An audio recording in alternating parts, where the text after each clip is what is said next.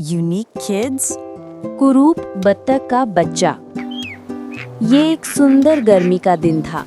एक शांत तालाब के किनारे ऊंची हरी घास के बीच एक माँ बत्तख अपने अंडों के ऊपर बैठी थी। वो लंबे समय से उनके फूटने का इंतजार कर रही थी।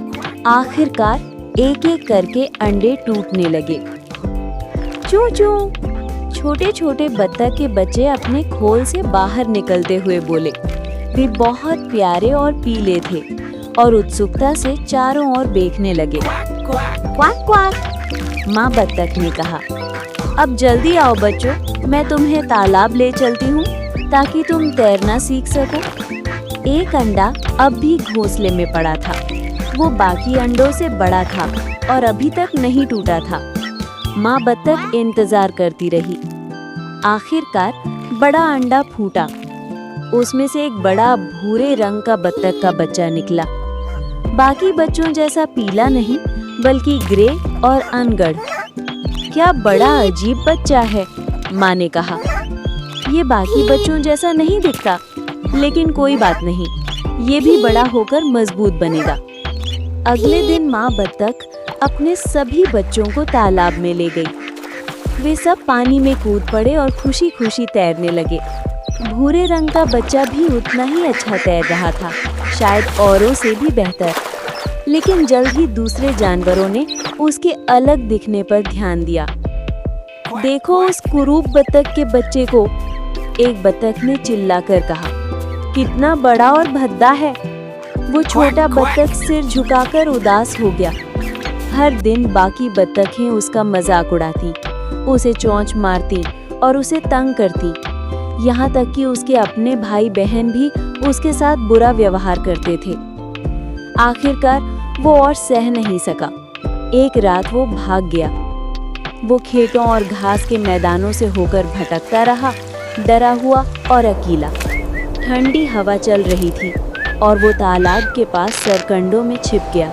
पतझड़ आया, पेड़ों के पत्ते भूरे होकर गिरने लगे। ठंड बढ़ती गई।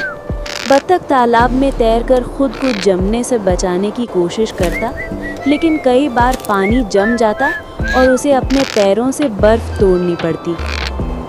एक सुबह एक किसान ने उसे आधा जमा हुआ पाया और उस पर दया आ गई। किसान की पत्नी ने उसे आग के पास गर्म किया और खाना दिया। कुछ समय के लिए वो छोटे से घर में खुश रहा, लेकिन वहाँ की बिल्ली और मुर्गी ने भी उसका मजाक उड़ाया। वो बोली, तू अंडे नहीं देता, तू यहाँ का नहीं है। इसलिए जब दरवाजा खुला रह गया तो वो चुपके से बाहर निकल गया और फिर से सरकंडों में छिप गया। सर्दी लंबी और ठंडी थी, लेकिन आखिरकार बसंत आ गया। सूरज चमकने लगा और पक्षी गाने लगे। बत्तख के बच्चे ने अपने पंख फैलाए। वे मजबूत हो चुके थे। वो आसमान में ऊंचा उड़ गया। नीचे उसने एक सुंदर बगीचा देखा, साफ तालाब और खिलते हुए पेड़। तालाब में 3 सुंदर सफेद हंस तैर रहे थे, लंबे गले और चमकते पंखों वाले। वो उनकी ओर आकर्षित हुआ। वो सोचने लगा, मैं उनके पास जाऊंगा, वे मुझे शायद मार डालेंगे, लेकिन कोई बात नहीं, मैं इतना कुरूप हूँ कि मर जाना भी बेहतर है। वो धीरे धीरे नीचे उतरा और पानी में उतर गया। उसने झुककर अपनी परछाई देखी और क्या देखा?